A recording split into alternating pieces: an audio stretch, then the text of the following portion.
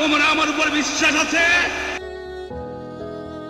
Army has tried to save 70 million people of East Pakistan. You can take your Security Council. Here you are. I am going. Of India informed a cheering parliament in New Delhi. Bharat के अगर हम पड़ोसियों की बात कर लेते हैं तो दक्षिणी तरफ में अगर हम चलें तो मालदीव्स में बेसिकली आप देखेंगे एंटी इंडिया और प्रो चाइना सरकार चुन करके आई है। वहां पर हम देखें किस तरीके से इंडिया आउट का जो कैंपेन है वो ट्रेंड कर रहा था और उन्होंने हाल ही में ये भी कहा कि मालदीव्स में जो भी भारतीय सोल्जर्स हैं वो भी वापस भारत चले जाएं। और अब इसके बाद आप देखेंगे तो भारत के ईस्टर्न नेबर पर आप फोकस करें, बांग्लादेश पर, जहां पर इंडियन प्रोडक्ट्स का बॉयकॉट किया जा रहा है और इंडिया आउट का जो नारा है वो अब बांग्लादेश में चालू हो चुका है। तो आखिरकार ऐसा भारत क्या कर रहा है जो भारत का जो फॉरेन पॉलिसी है, नेबरहुड फर्स्ट पॉलिसी, वहां से ट्रांजिशन हो चुका है और अब वही नेबर्स इंडिया आउट का जो पॉलिसी है वो लेकर के चल रहे हैं। तो ये वीडियो काफी इंटरेस्टिंग और इंफॉर्मेटिव होगा, प्लीज वीडियो को पूरा देखिएगा, काफी कुछ आपको जानने को मिलेगा। So let's begin. तो 19 नवंबर 2023 क्रिकेट वर्ल्ड कप का आप देखोगे तो फाइनल का मैच, और वहां पर बांग्लादेश की टीम दोनों ही टीम में नहीं थी। बेसिकली भारत और ऑस्ट्रेलिया के खिलाफ वो फाइनल मैच होता है जहां पर ऑस्ट्रेलिया जो है वो उस मैच को जीत जाता है और उसी के साथ साथ में वर्ल्ड कप का फाइनल भी। और इसके बाद आप देखेंगे तो भारत के जो लोग हैं वो काफ़ी ज़्यादा गमगीन नज़र आए, लेकिन बांग्लादेश में जो लोग हैं उन्होंने बहुत ही बड़े पैमाने पर जश्न मनाया। यहाँ तक कि उन लोगों ने कहा कि ये हमारे लिए ईद से भी बड़ा है। इस तरीके की खुशी जो है वो बांग्लादेश ने व्यक्त करी जब भारत ऑस्ट्रेलिया से वर्ल्ड कप का फाइनल मैच हार गया था। और एक समय में आप देखेंगे तो भारत के former prime minister doctor Manmohan Singh ji ने 2011 में कहा था कि बांग्लादेश में लगभग 25% जो लोग वहां पे रह रहे हैं वो एंटी इंडिया सेंटिमेंट्स के साथ में है। तो आज तो हम 2024 में हैं, आखिरकार ये एंटी इंडिया सेंटिमेंट्स का कारण क्या है, चलिए इसको हम जानते हैं। तो चलिए पहले हम हिस्ट्री के तरफ में थोड़ा सा रुख कर लेते हैं। तो भारत और पाकिस्तान जो है वो 1947 में दो अलग देश बन जाते हैं और जब इनका विभाजन होता है तो पाकिस्तान फर्दर आप देखोगे वेस्ट पाकिस्तान और ईस्ट पाकिस्तान में विभाजन हो जाता है। जो ईस्ट पाकिस्तान है वो 1971 तक पाकिस्तान का ही हिस्सा होता है, लेकिन 1971 में भारत के मदद से आप देखोगे ईस्ट पाकिस्तान जो है वो बांग्लादेश बन जाता है, जिसमें आप देखेंगे शेख मुजीबुर रहमान जो फाउंडर माने जाते हैं बांग्लादेश के, उनका इमेंस कंट्रीब्यूशन रहा है। और ये चीज़ उन्होंने भी स्वीकार करा है कि भारत ने अदम्य साहस दिखाया है, क्योंकि भारत के बगैर बांग्लादेश एक आज़ाद मुल्क कभी भी नहीं बनता।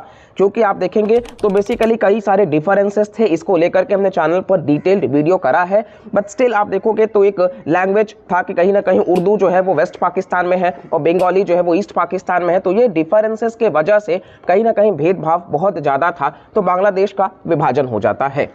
लेकिन कहीं ना कहीं बांग्लादेश का विभाजन होने के बाद में भी देखिए विचारधाराएं तो जो लोग पाकिस्तान में रह रहे थे वही है, यानी कि आप कह सकते हो कि पाकिस्तान के लोग अगर एंटी इंडिया सेंटिमेंट्स लेकर के चलते हैं तो बांग्लादेश के लोग भी वही लेकर के चलेंगे।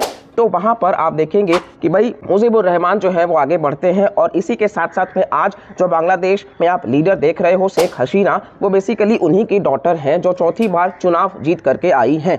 तो आप देखेंगे कि कहीं ना कहीं ये आवामी लीग पार्टी को रिप्रेजेंट करती है। वहीं आप अपोजिशन में देखेंगे तो बांग्लादेश नेशनलिस्ट पार्टी जो है वो सबसे बड़ी अपोजिशन की पार्टी है, जिसमें आप देखेंगे लीडर खालिदा जिया जो हैं वो वहाँ की पार्टी की लीडर रही हैं। हालांकि आप देखोगे तो उनके पति जो हैं जनरल जियाउर रहमान, बेसिकली वो पाकिस्तान के एक समय के मिलिट्री जनरल भी रहे हैं। 1971 के वॉर के टाइम में भी आप देखोगे तो बेसिकली ये माना जाता है कि कहीं ना कहीं उनके ऊपर ही असैसिनेशन, हत्या का चार्ज लगाया गया है मुजीबुर रहमान का। तो जियाउर रहमान जो हैं बेसिकली आप देखेंगे उनकी पत्नी खालिदा जिया हैं, तो वो और साथ साथ में उनके बेटे तारिक रहमान जो हैं वो इनके पुत्र हैं, जिनके ऊपर चार्जेस लगाया जाता है कि बांग्लादेश में आप 1996 का जो वायलेंस है आप देखोगे उसमें भी, और साथ साथ में जब भी अवामी लीग के मेंबर्स के ऊपर अटैक होता है या फिर एक बार शेख हसीना जी के ऊपर भी उनको जान से मारने की कोशिश करी गई, जिसमें उनको सुनने की जो कैपेसिटी थी वो ख़त्म हो गई। तो इस प्रकार के जब भी हमले हुए हैं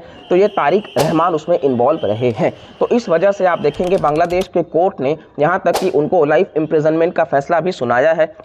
जिसके बाद वो तुरंत यूके जो है वो निकल गए। यहाँ तक कि बांग्लादेश कई बार एक्स्ट्राडाइट उनको वापस मंगाने की कोशिश भी कर रहा है, लेकिन अभी तक तो वो विफल रहे हैं। तो ये हम देखे हैं कारण कि भाई बांग्लादेश नेशनलिस्ट पार्टी जो है उनके अंदर ये विचारधारा है कि किस तरीके से इंडिया का जो हेल्प है जिसकी वजह से बांग्लादेश बना है, तो खालेदा जिया जो है वो प्रो पाकिस्तान और प्रो चाइना है, वो एंटी इंडिया है। और वहीं हमने देखा कि शेख हसीना जो है वो प्रो इंडिया है, क्योंकि उनके पिता का भी मानना था कि भारत का इमेंस कंट्रीब्यूशन है।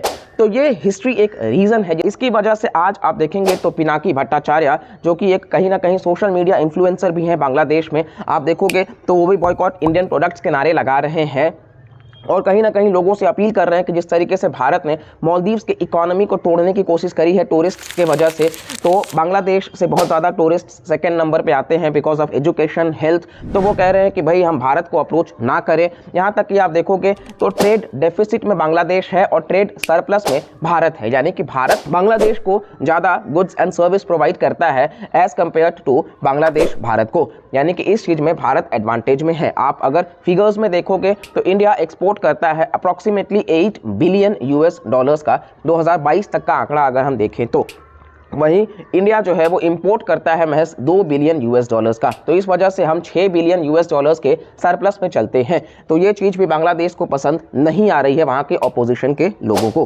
अब ऐसा नहीं है कि जो सरकार वहाँ पर रूलिंग है वो भारत के अगेंस्ट में है, क्योंकि शेख हसीना जैसे ही चुनाव जीतती हैं उन्होंने बहुत बड़ा क्रेडिट भारत को दिया और उन्होंने कहा कि इंडिया जो है वो सबसे नज़दीकी दोस्त है हमारा और हम भारत के साथ रिश्तों को और बेहतर करते चले जाएंगे। यानी कि इंडिया और बांग्लादेश के सॉफ्ट रिलेशंस अगर हैं तो वो शेख हसीना का उसमें कहीं ना कहीं कंट्रीब्यूशन माना जाता है। तो चलिए अब हम इंडिया और बांग्लादेश के रिलेशंस को डीप डाइव करते हैं।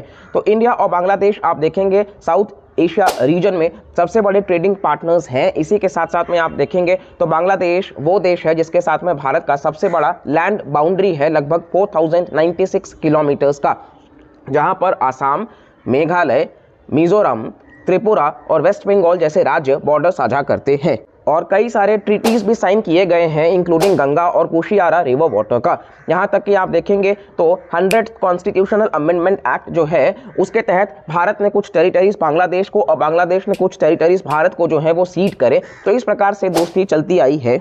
भारत और बांग्लादेश मिलकर के जो डिफेंस एक्सरसाइजेस कंडक्ट करते हैं उसमें एक्सरसाइज संप्रीति और एक्सरसाइज बोंगो सागर शामिल है। यहाँ तक कि इंडिया और बांग्लादेश के बीच में आप देखेंगे तो एक फ्रेंडशिप पाइपलाइन भी है जो डीजल और पेट्रोल का ट्रांसफर करता है, जो आप देखेंगे कि बेसिकली पार्वतीपुर जो बांग्लादेश का है वहाँ से सिलीगुड़ी भारत तक कनेक्ट करता है। इसी के साथ साथ में आप देखेंगे तो Akhaura Agartala rail link project भी चालू है। इंडिया और बांग्लादेश कई सारे ऑर्गेनाइजेशंस का हिस्सा भी हैं, जैसे कि आप सार्क, बिम्स्टेक और इंडियन ओशन रिम एसोसिएशन जैसे ऑर्गेनाइजेशंस देख सकते हो, जहां पर ये दोनों ही देश जो हैं वो कई सारे सेम कहीं ना कहीं आइडियोलॉजी के साथ आगे। हालांकि कई सारे डिफरेंसेस भी हैं, जैसे कि आप देखेंगे NRC national register of citizens की भाई सीएए लाने के बाद में जो लोगों को कहा जाएगा कि वो भारत के नहीं है तो वो बांग्लादेश उनको कैसे डिपोर्ट करा जाएगा, ये एक इशू बनता है। वहीं आप देखेंगे रोहिंग्या मुसलमान जो बेसिकली कहीं ना कहीं माना जाता है कि देश के इंटरनल सिक्योरिटी के लिए थ्रेट हो सकते हैं, तो कहीं ना कहीं बांग्लादेश से वो कई सारे लोग आ रहे हैं। रेफ्यूजीज बहुत बड़ा एक क्राइसिस है। तो ये सारी बातें नज़र आती हैं। साथ साथ में आप देखोगे तो बांग्लादेश का जो टिल्ट है वो चाइना की तरफ में भी बढ़ता जा रहा है। किस तरीके से बांग्लादेश ने चाइना के बेल्ट एंड रोड इनिशिएटिव का हिस्सा बनाया है और चाइना वहाँ पर मैसिव डेवलपमेंट जो है वो कर रहा है। तो ये कहीं ना कहीं एक मेजर इशू आता है, जिसको लेकर के एस जयशंकर ने भी कहा है कि बेसिकली हमको किसी भी प्रकार का डर नहीं होना चाहिए चाइना से। और ये जो मतलब कहीं ना कहीं आप देख रहे हो फॉरेन कंट्रीज़ का, वो ठीक है, टाइम एंड अगेन चीज़ें होती रहती हैं। तो क्या आगे चल करके ये इंडिया आउट का जो नारा है बांग्लादेश में ये बड़े पैमाने पर होगा? मालदीव्स में आपको पता है कि किस तरीके से मोइजू की सरकार के ऊपर लात घूसा भी चला है वहाँ की पार्लियामेंट में, और इसी तरीके से आप बांग्लादेश में भी देख रहे हैं कि भाई ये नारा जो है वो आगे बढ़ रहा है। खैर यहाँ पर एक बहुत अच्छी बात ये है कि इंडिया का डिप्लोमेसी बहुत स्ट्रांग होता चला जा रहा है, कि हमें भी एटलीस्ट इस लेवल पर अब देखा जा रहा है कि चलो हम नेबरहुड फर्स्ट पॉलिसी तो कहीं ना कहीं प्रेफर करते ही थे, लेकिन आज हम इतने जाइंट होते जा रहे हैं कि लोग उस तरीके से एक नेगेटिव ही सही लेकिन इंडिया आउट का जो नारा है वो ले रहे हैं कि भाई इंडिया से भी उनको एक डर जो है वो बन रहा है। खैर, ये डर का माहौल होना नहीं चाहिए। हर कोई सिर्फ चुनावी अपनी बातों को फुलफिल करने के लिए इस प्रकार के सेंटिमेंट्स निकाल रहा है, क्योंकि इंडिया जब भी ग्रोथ की बात करता है हम हमेशा सॉफ्ट डिप्लोमेसी की बात करते हैं। हम हमेशा कहीं ना कहीं वैक्सीन को पहुंचाने की बात कर ले या खाद्य सामग्री को पहुंचाने की बात कर ले, हर चीज़ में भारत सबसे बेहतर काम करता नजर आया है। हम चाइना की तरह किसी भी देश को कर्ज ट्रैप में यानी कि डेट ट्रैप में नहीं फंसाते हैं। हम यहाँ तक की कोशिश करते हैं कि उसका सस्टेनेबल डेवलपमेंट कर सके। तो इस वजह से इंडिया जो है वो अपने आप में इमेंस काम कर रहा है। अभी के लिए तो भारत ने भी इसको बांग्लादेश का इंटरनल मैटर कह के टाल दिया है, लेकिन हम देखते हैं कि इंडिया का फॉरेन पॉलिसी में कोई बदलाव होता है क्या लॉन्ग टर्म के लिए, क्योंकि आगे चुनाव है तो वो भी चीज़ों को हम ध्यान में रख करके चलेंगे। तो इस वीडियो को तो हम यहीं पर एंड करते हैं। आई होप आपको वीडियो इंटरेस्टिंग और इन्फॉर्मेटिव लगा होगा और वीडियो आपने पूरा देखा होगा। अगर आपने वीडियो पूरा देखा है तो प्लीज़ एक लाइक करिएगा। चैनल को अगर आपने सब्सक्राइब नहीं किया है, क्योंकि आप में से कई सारे लोग हैं जो चैनल पर वीडियोस देखते हैं और चले जाते हैं, तो प्लीज़ आप एक सब्सक्राइब कर लीजिए। कमेंट सेक्शन भी आपके लिए इनेबल है, तो आप कमेंट में कुछ भी आप बता सकते हैं। अगर आपके हिसाब से भी कोई टॉपिक है तो वो भी आप बता सकते हैं, क्योंकि कहीं ना कहीं इन टॉपिक्स पे रिसर्च करना, वीडियो बनाना मुश्किल है, मेहनत का काम है, लेकिन वो हम करते हैं ताकि हमारे जो व्यूअर्स हैं वो अपडेटेड रहें। तो चलिए अपना प्यार बनाए रखिए। मिलते हैं अगले वीडियो में, तब तक के लिए बाय बाय।